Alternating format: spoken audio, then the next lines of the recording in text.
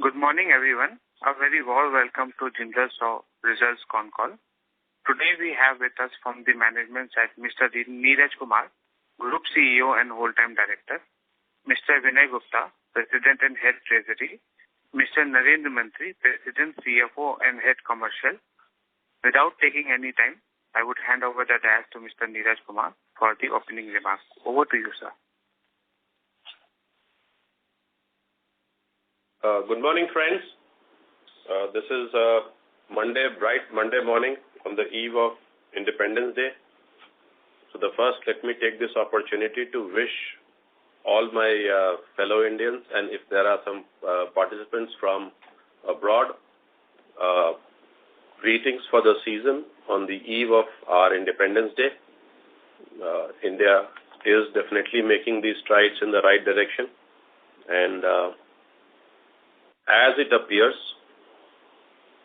India would assume a space or a place of prominence in every field which are important to the world.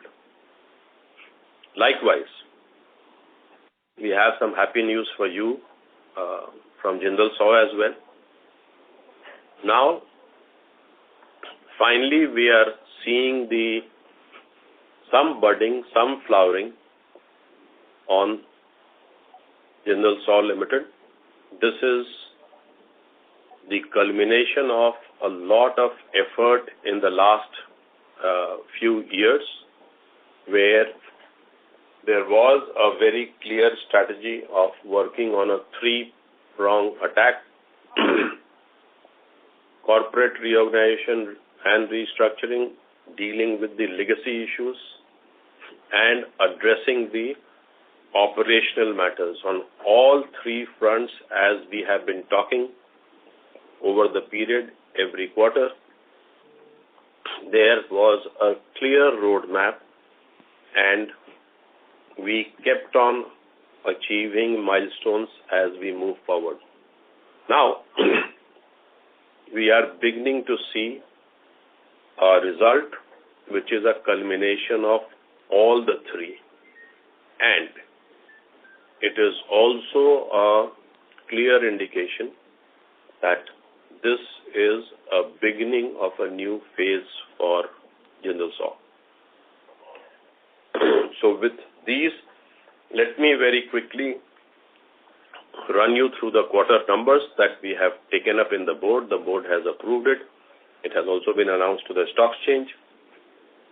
The top line, 3,831 crores, as opposed to 4,676 of the trailing quarter and 3,019 of the comparable quarter last year. EBITDA 615 as opposed to 673 in the trailing quarter and 255 in the comparable quarter. However, let me point out to all our listeners, the 673 has a book entry which has been explained in my last call of 84 crores in Q4. For the full year, about 197 crores, which was essentially because of the accounting treatment of the change in the terms of the RPS with JITF. So, if you give that impact of 673 minus 84, you will see that it will follow through right till the PAT level, and then there is a pattern which is emerging, that not only for the comparable quarters Q1 last year but and Q1 this year, even on the trailing quarter basis, the businesses are beginning to show significant improvement. For the benefit of all the viewers and the listeners, Jindal SAW traditionally has always shown a cyclical nature where Q1, Q2 is usually subdued. Q4 is the peak. So therefore, by the indication that we are getting in our Q1, it appears that this time also, as we did last time, Q4 we are likely to scale a new peak. That should give all of us an indication and a comfort that as an organization, we are confident that we are well poised for the next 12 to 18 months. And this confidence is coming from various aspects of the business. I will get into the details as we move along, but healthy order book, good product segmentation, good value addition. So a lot of things are going along, which is improving the fundamental strength of the company, and therefore we expect that this momentum, this growth trajectory should continue. So let me just complete the full financial highlights. Financial expenses 132, 134, which is more or less exactly the same from trailing quarter. Depreciation 108 versus 99. This is primarily because of the Sathavahana acquisition, because now the Sathavahana assets have been added to the balance sheet, and therefore this depreciation is largely on account of that. As I said, if you normalize the last quarter of last year, which is FY23 results, then you would see that even on a trailing basis, the Q1 results are comparable or better in many fashion than the last quarter, which is usually the best quarter. Last quarter is always the best quarter for Jindal Saw. Now, before I move forward, let me also let our listeners, stakeholders, everybody know that in our now presentation to the board,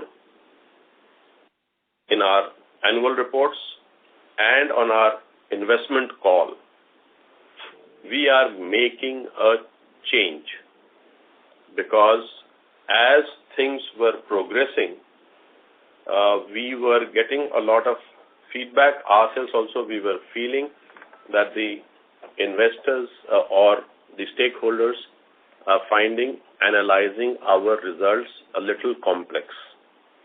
So the effort was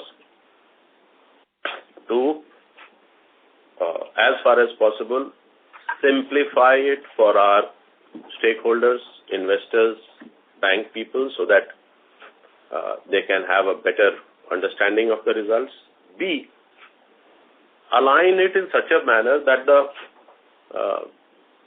projections again get better aligned to the market dynamics. C, we also take care of all the strategic concerns that we had for Jindal Saw, or we have been having for Jindal Saw. So we have now come up with a new approach. If you all recall, we have always been saying that for Jindal Saw Limited, the USP, the strategic advantage that we have is this is a multi-divisional organization.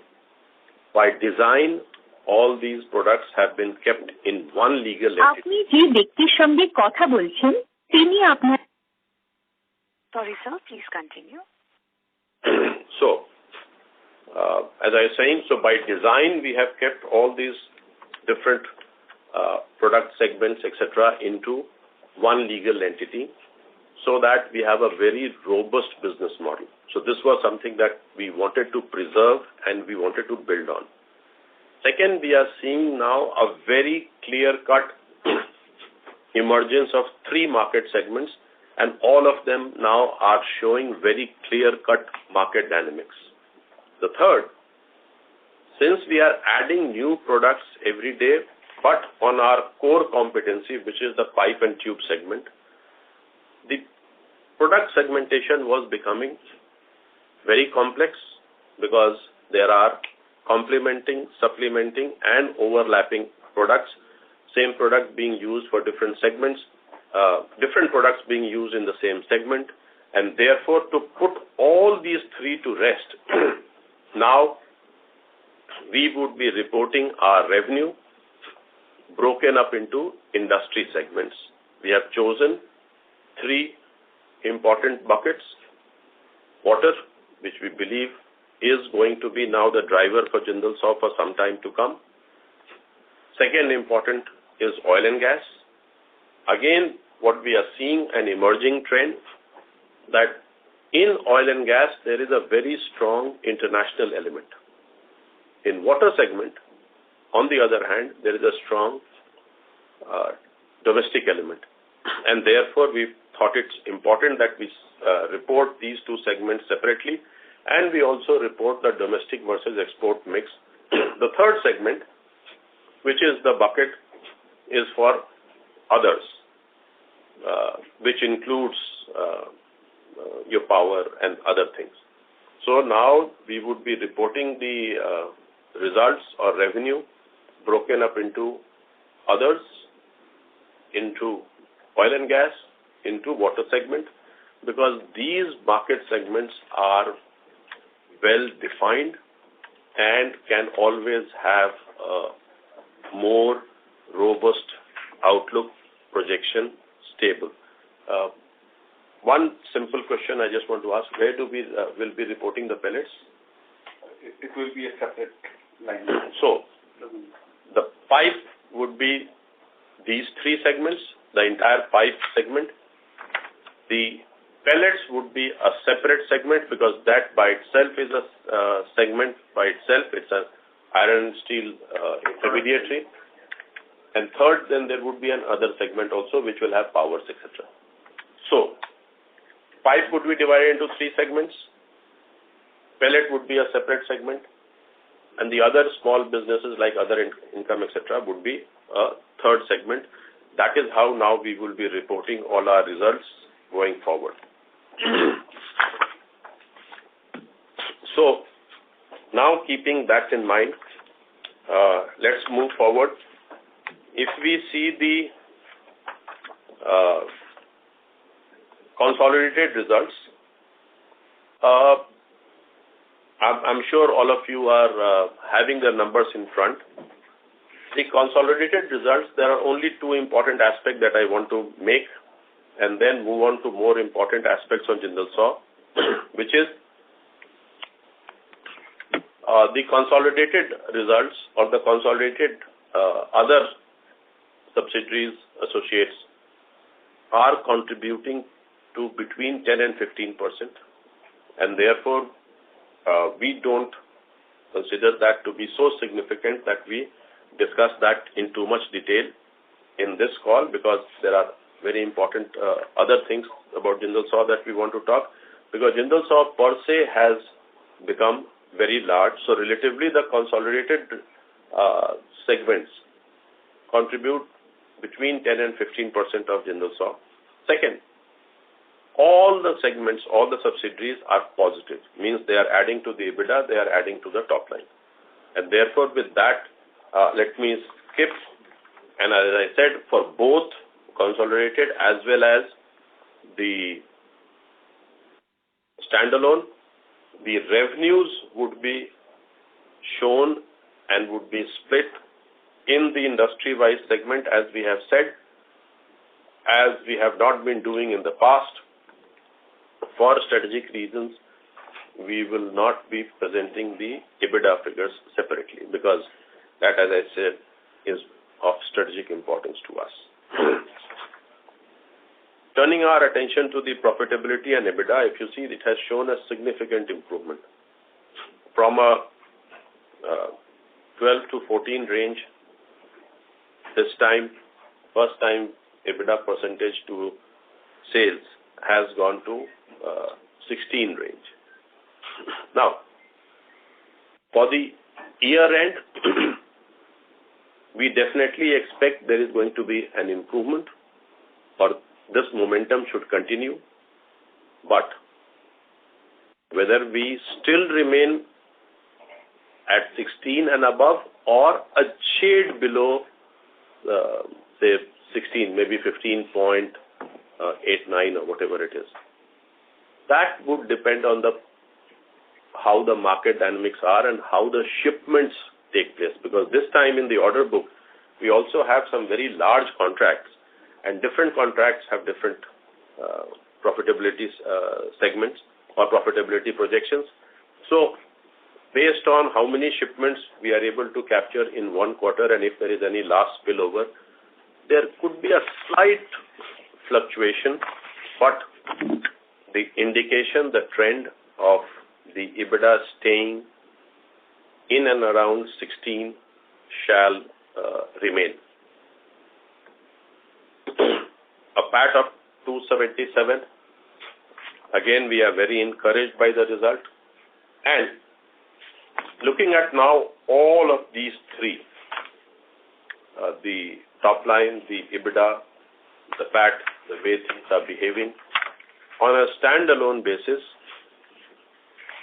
most likely for the year end, if things progress, go the way at this point of time we are able to see, we could reach significant milestones on each front, which would be unprecedented for Jindal SAW.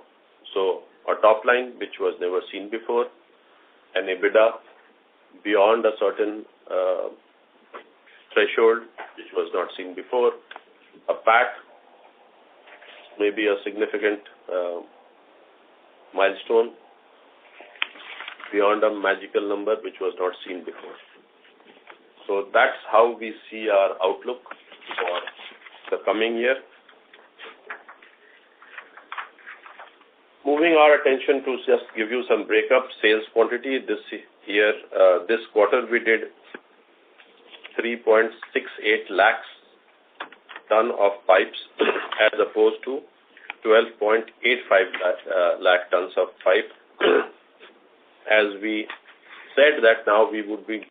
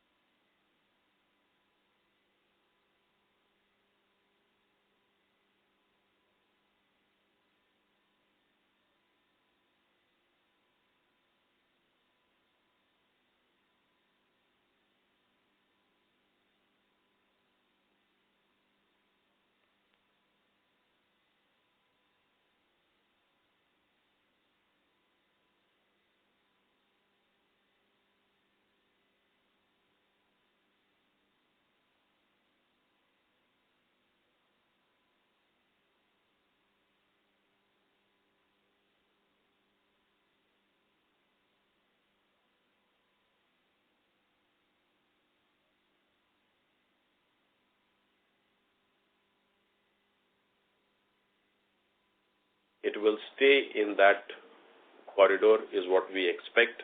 Our order book, the composition would continue to be water 70-75, oil 20-25, industrial sector between 5 and 10. That's how we see our order book. That's how we see our revenue. Currently, export, because of the oil and gas emphasis and emphasis on the NEOM, which is a Saudi project, which is a major project that we have, is 35-65 for the entire pipe segment. We hope that the export would remain at least above 30 for the year end. So that's how we see the revenue composition. I hope this new reporting, this new segmentation would give ease, comfort to all our stakeholders. Turning our attention to the debt. Last quarter has seen a increase in the long-term debt.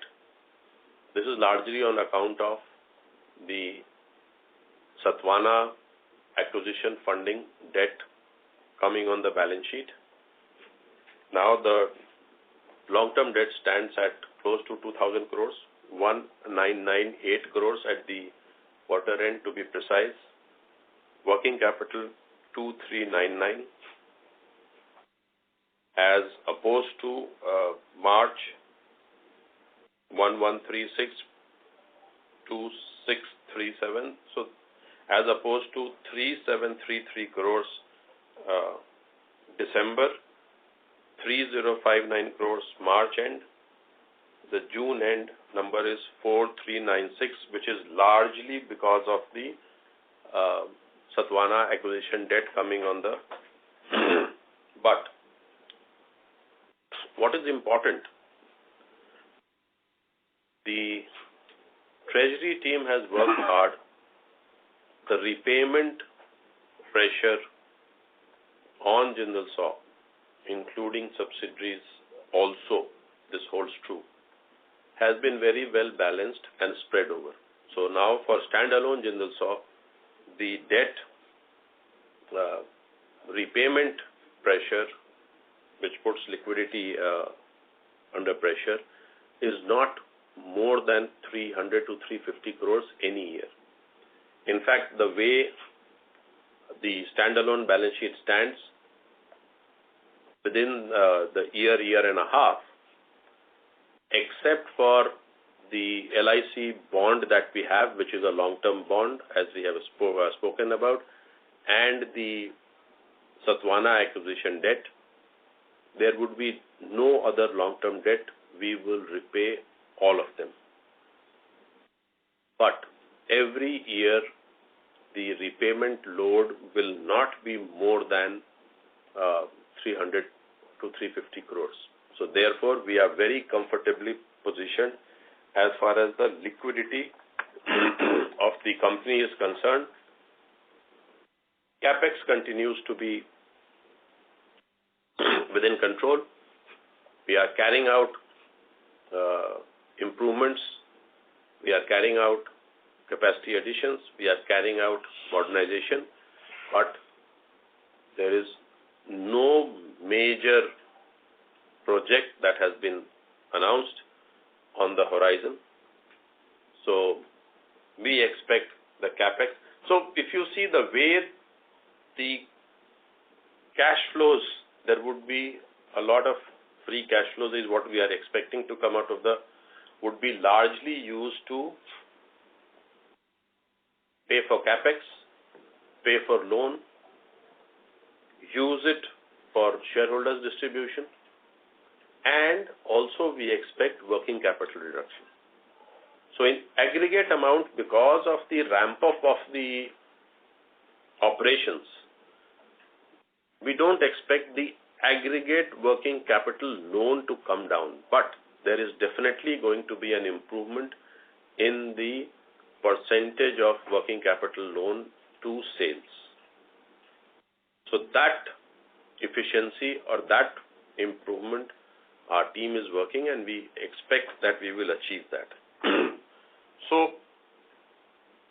more or less, I think I have given you a good overview of how Jindal SAW is doing and will continue to do forward on what is the outlook. We assure all of you that the management control, the visibility, the diligence that we are exercising or we have been exercising, we'll continue to do that.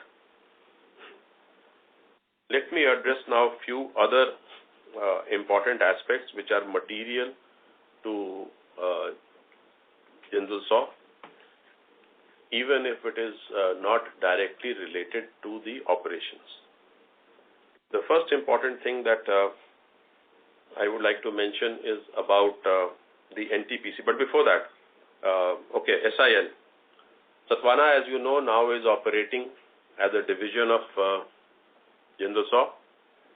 And during the first year of operation itself, we expect them to do a very good capacity utilization, do a sizable tonnage. We have the order book, and they should contribute positively to the EBITDA. Next year, we expect Sathavahana to start performing at its optimal capacity.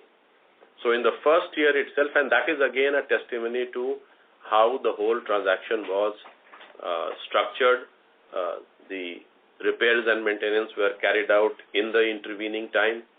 First year itself, we are achieving a significant capacity utilization, and the operations would turn EBITDA positive in the first year itself. So that's one important thing that I wish to let all of you know.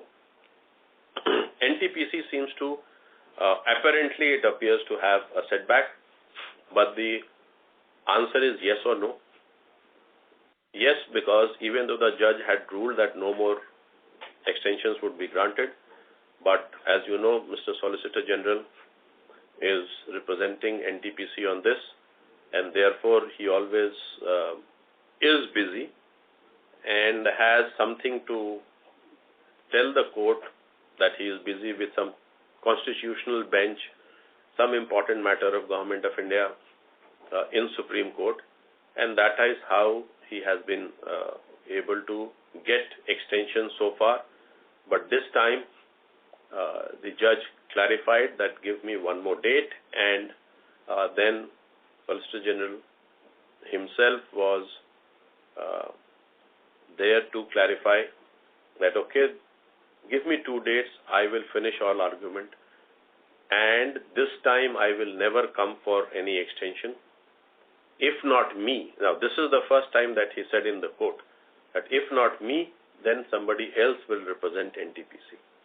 So that now at least gives us confidence, which is this month end, the next hearing, that the hearing should start. He has asked for 2 days that he will finish all his argument. So we'll have to wait. Probably when we are having this next quarter call, there would be some announcement that I can make for all of you. But this is how it has developed in the court. I thought it's important for all of us to be aware of that and be on the same page. Because, over a period of time, the significance of this whole thing has definitely come down, because we have survived. We have learned how to have our finances become robust or work around it. But still, it is something that we are keeping an eye on. The second, or the two very important aspects that I would like to point out is, now we have entered the election year, and we expect that the momentum on infrastructure spent on the water segment, on the oil and gas or domestic market to remain robust, because I'm sure the government has a policy of using development as a major plank for their election strategy. So we expect that because of the election year, the emphasis on the infrastructure spent on the projects which are nearing completion will continue, and that is good news for us, especially as we are contributing to those very infrastructures. The second very important thing that we are noting, and we are feeling happy about it, that Jindal SAW's shareholder profile is beginning to change. It has shown some significant movement where, as we have seen that now the share prices are reacting, or the share prices are responding to the fundamental strength that the organization has built. And we are seeing that there is a new class of shareholders who are entering the shareholders list. We expect that this would make our shareholders base more diversified and more robust. So with all of these comments, let me end here and leave some time for questions with wish once again for all of you for Happy Independence Day tomorrow and a good year ahead of us as we move quarter to quarter. So thank you very much. Let me stop here now for questions. Thank you very much, sir. We will now begin the question and answer session. Anyone who wishes to ask questions may please press star and 1 on the touchtone telephone. If you wish to remove yourself from the question queue, you may press star and 2. Participants are requested to use only handsets while asking a question. Ladies and gentlemen, we will wait for a moment while the question queue assembles.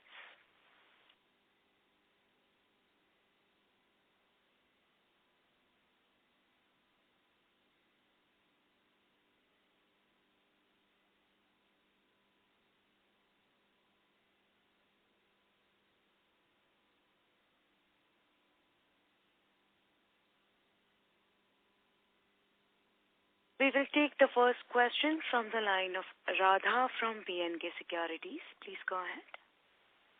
Hi, sir. Good morning. Many congratulations on very good results. So my first question would be with regards to Sathavahana. So just wanted to understand what is the useful life of the assets in Sathavahana?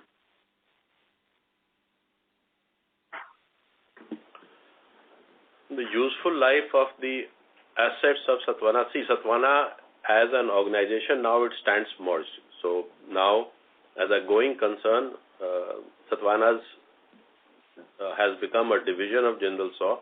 So then it is, as a going concern, has the same life as Jindal SAW. Now, talking about the equipments and the assets, all these equipment and assets have gone through a major overhaul before we managed to take it over and finally begin operations. So this would have a normal life that a new plant and machinery would have. So the way we operate, that all these major equipments, they keep on having a 5-year overhaul. A few things get replaced at 10 years. So it would run as normal operations of other DI facility that we have in Jindal SAW. So for the purpose of depreciation, we are following company law. For the purpose of income tax, whatever is there provided by the thing, we are following. So we don't have a differential depreciation policy for Sathavahana than what we have for our Samaghogha DI plant. It's exactly the same. Okay, sir. Secondly, wanted to understand from the industry perspective, and not particularly for Jindal SAW, but if you could give insights on what would be the average EBITDA per ton that DI players in India and in UAE are making with the current cost structure and business scenario. I don't think it would be appropriate for me to address industry kind of because that would be speculative, and this is being a Jindal SAW call. I would not be able to give you any guidance on the industry standard of EBITDA. I'm sure you would be able to check that with some of our other peers who are specific to their product. Okay, sir. And so lastly, could we get the DI volumes for India for 1Q?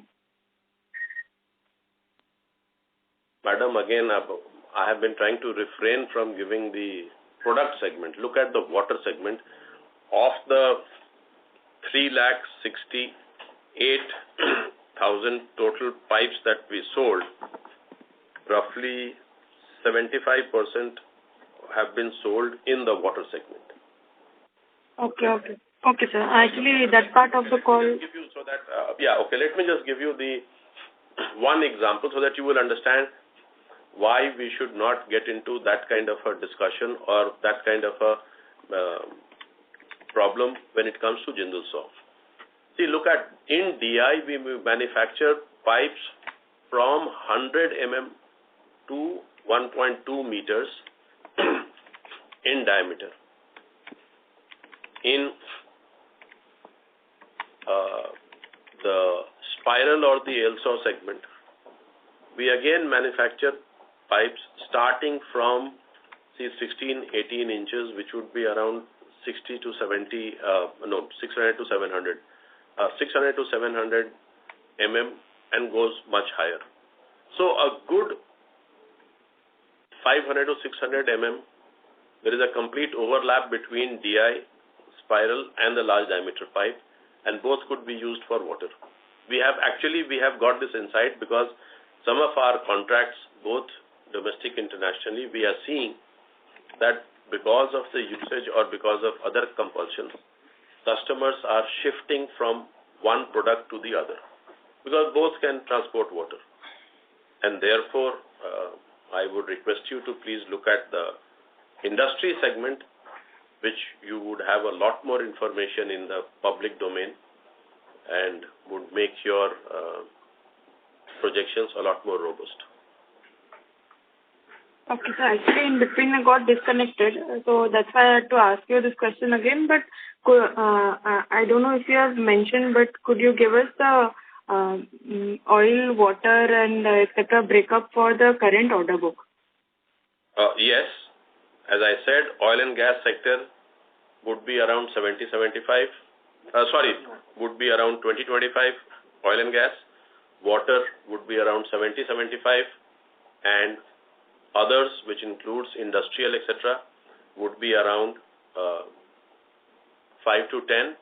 In the pipe segment, the pellet would be reported separately. Okay, so thank you and all the best. Thank you. We'll take the next question from the line of Ria from Equitas Investments. Please go ahead. Hello. Thank you for giving me the opportunity and congratulations for good set of results. My first question pertains to the gross margin. They've increased significantly. So, what part of it would be attributed to inventory?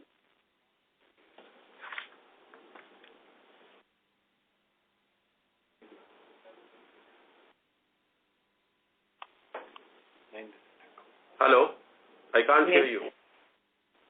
I can't hear you. The line dropped. I just couldn't hear anything.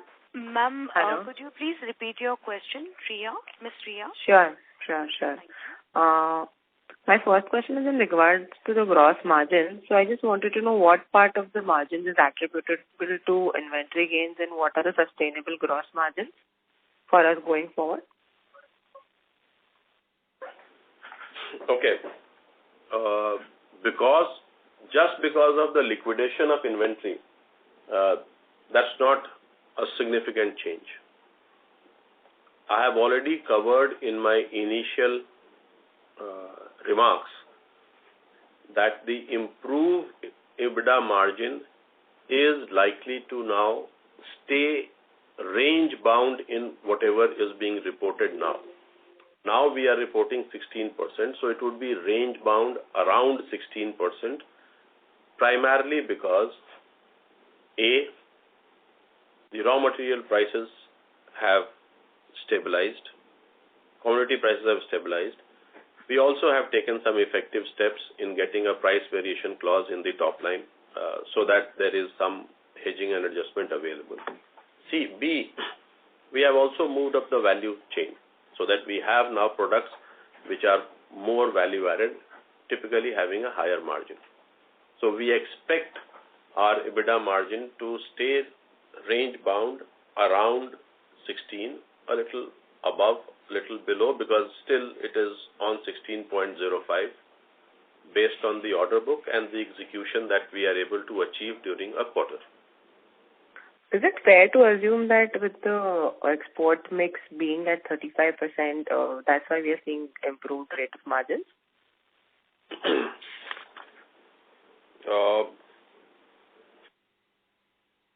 Okay, I'm just thinking carefully because see, in the export we also have a few very high margin orders. So yes, currently the 35% export margin or 35% export component is helping the EBITDA. So it is a combination of, again, both. That's why if you really see now, the Jindal SAW results have become so complex because of the capacity, the size, the industry segment, that it is best that we stay. But to answer your question, yes. And would it be possible to give the exact margins for the NEOM order? Or just a range? Madam, when we are not able to share the EBITDA margin for the products, you are asking for a that's okay. in a specific contract. And in terms of hunting, when we say that we would be starting in Q3, yes. So when? Yeah, I should have addressed hunting in my opening remarks. Okay, hunting now we are going for a trial run. The trial run results are coming out very good. We are going for a grand opening where the senior management of hunting are going to travel to India to make sure that we have a formal opening during this year. And the good part is that we still have an order book where, again, hunting as a subsidiary, which you will all get to see, may show positive results even during this leftover period of this year. So it has entered the market on a very sweet spot. And I repeat, hunting all product would be in the nature of premium connections for oil and gas sector. Starting from the range of 2.7 by 8, going right up to 36 inches, which are called the connector pipes and tubes, casing pipes, drill pipes, and all pipes and tubes between this size range made from different grades, which includes the CRA grades, the carbon steel, and the stainless steel. So a very comprehensive product. Size range, I repeat, 2.7 by 8 going up to 36. Grades covering CRA, which are 13 chrome, etc. Carbon, typical, the commercial grade, alloy, and the stainless grade. So far the trial production is successful. It's looking, all the machines are behaving well, and we are hopeful that by this year end, which will be 31st March 24, we should have positive result even in that subsidiary. And will we be able to ramp up completely in this year? No, capacity, madam, ramping up would be probably we expect next year, because anyway the max that we will get this year would be say 5 to 6 months max. So it will be less than 6 months. So the capacity expansion is next. Okay, thank you so much. My question is done. Thank you. We'll take the next question from the line of Deepak Poddar from Sapphire Capital. Please go ahead. Hello. Yes, sir. Please proceed. Yeah. Thank you very much, sir, for the opportunity, and many congratulations for the good set of results that we have posted. So my first step, I just wanted to understand. Now you said 16% EBITDA margin. So are we talking here on the console level or at the standalone level? Okay, I clarified this. Whatever I was talking about is on the standalone level. Console, this time purposely I have not given the numbers or I have not discussed in detail, because anyway now it is within the 10 to 15% range. Correct. Of the standalone. So now the standalone has become significant and large, so it's important that we focus on that. So all these guidance, all the numbers that we discussed today on the call were largely on the standalone basis. Okay, understood. Fair enough, sir. I understood that. But, I mean, in terms of standalone, you did say that largely it should be range bound, right, around this level. But because of the better performance in subsidiary, can we expect some improvement at the console level margins? Because I think the subsidiaries are doing well, right, for us. Correct. But even if the subsidiaries do very well, the impact overall on the console would be reduced because the entire contribution from subsidiaries are in the 10 to 15% range. Correct. And Jindal SAW is on an upward trajectory. So, yes, what you are saying is correct, but will it make a significant impact, at least for this year? I don't think so. So at the console level also we do expect this range bound to continue, right, what we did in first quarter, largely? Should be. Understood. Fair enough. And sir, regarding the central government capex plan, do we have we seen any kind of indication or urgency you have seen where you're seeing the government is accelerating the infra capex or the Jal Jeevan scheme spent? So any kind of indications that we have got as we speak now?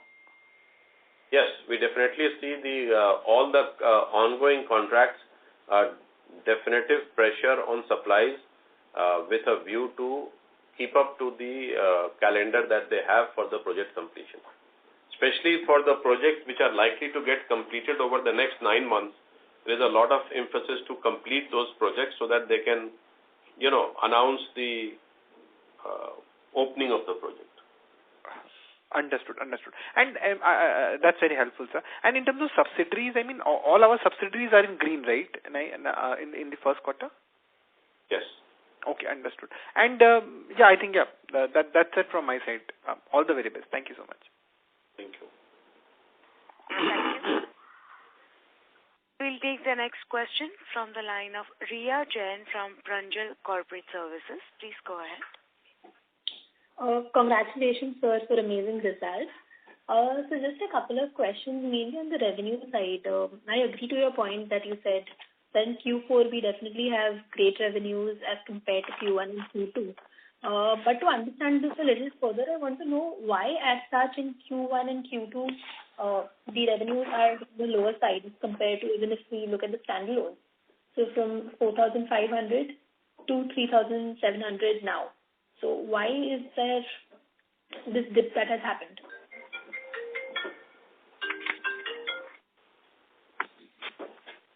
I have pointed out to you that Jindal SAW typically has a quarter-on-quarter cyclicality, primarily because a lot of our revenue or a significant portion of our revenue comes from where our counterparty or the client is government. As we all know, there is a huge amount of push in the government sector, whether it is state or center, to use their budgetary allocations and to complete the projects as their budgetary allocations come to a close. And therefore, we have typically seen the Q4 being significantly higher than the Q1. Let me just take an example of the last year itself. Q1 top line 3019 and Q4 top line 4676. So if you see 4676 versus 3019, it shows almost a 50% jump. So if you look at the last few years' results, may not be exactly 50, but the trend of Q4 being significantly higher than the Q1 of any typical financial year stays, primarily because our counterparty being Government of India and state government and their push to use their budgetary allocations. Got it. Other than this, in terms of order book, so if I heard it right, because my line had just dropped in at that point in time. So you said the order book currently Q1 24 has been 3.98 versus the previous year wherein it was 12.5. Was that correct? No, madam. I was talking about the top line. Okay. Got it. That's it from my side. Thank you. All the best. We'll take the next question from the line of Saket Kapoor from Kapoor Company. Please go ahead. Namaskar, Neeraj ji, and thank you for this opportunity. Sir, even my call was dropped 2-3 times, so sorry, pardon me for the repeated question. Firstly, sir, a better understanding from the change in inventory that we see for Q1. Are the deliverables for Q2 greater than that for Q1? Because we're seeing the change in inventory to the tune of 400 crore on the higher side for Q1 end. This is a good understanding that deliverables for Q2 will be higher, or if you could give some understanding.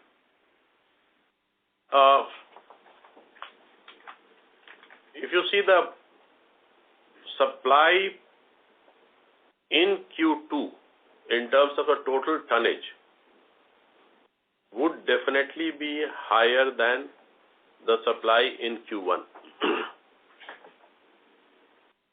But how much of that comes through the production and how much comes through the inventory liquidation is a matter of detail which we will have to work it out. Because definitely we are laying a lot of emphasis on liquidating the inventory.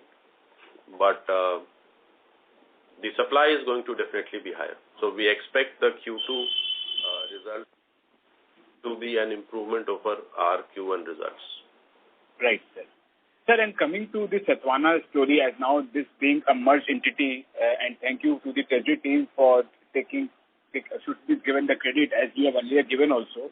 What should be the tax advantage on the carry forward losses? Because I think on a standalone, we have not made any tax provision for this quarter. Current tax हमने nil रखा है. हाँ, तो current debt nil रखा है, तो ऐसी है ना, the accounts team, the accounts and the tax team at this point of time are engaged very intently in discussing all of these with the tax experts, statutory auditors and all of those. Because another thing that has yet not been firmed up as yet is the gain or the addition that we are going to have in the capital reserve on account of this takeover. One thing we are very clear that the difference or the acquisition funding is less than the intrinsic value of Sathavahana. That at least has been sorted out, but the exact amount is still being worked out. So once those things are getting worked out, then probably we will be able to get a handle on how the tax treatment of the same would be done.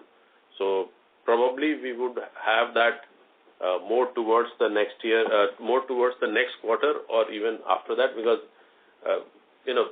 what I am told is that a valuation exercise for this to get a fair value of a concern is a complex exercise. The experts are at it as we speak. Sir, I got your point and I understood it, but because of the carry forward losses, there has to be the tax incidence would be lower. This understanding is correct. The fair valuation part would be a book entry, but Sathavahana as an entity was having carry forward losses for over many years. That advantage would be entitled to Jindal Saw now because this being a merged entity. Okay, yes. For this year onwards, we would definitely get a tax break. But the quantum of it, the manner of it is being discussed and agreed between the experts and our accounting team. Correct, sir. Sir, for the steel plant... I'm sorry to interrupt. Ma'am, a small point. This will be the last question. I'm sorry. Ma'am... Ladies and gentlemen, due to time constraint, that was the last question for today. I would now like to hand the conference over to the management for closing comments. Over to you, sir. Thank you all.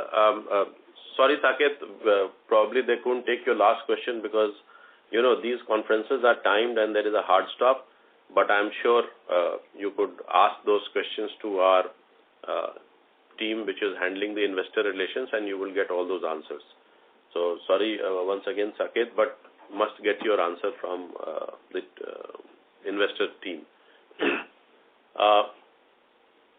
I'm happy that now at least we have been able to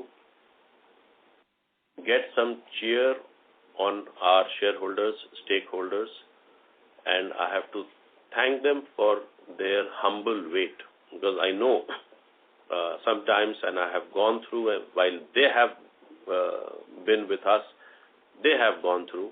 We were together in a situation where seemingly we were doing things right in terms of fundamentals, but somehow we could not see the results, especially getting reflected in the market cap. So I am delighted. I am happy that now that period is over.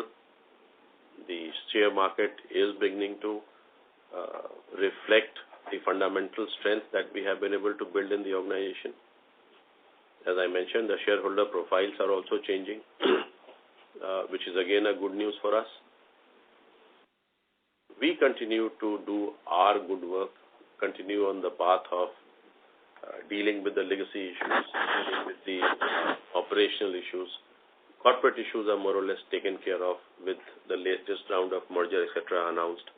So we will continue to work on those three prongs, and we expect that we will close this year on a very positive note, while we would definitely cross some of the significant milestones. So thank you very much. Thank you for being with us. Thank you for your patience, and hope to see you next quarter. Thank you. Bye. Thank you, members of the management.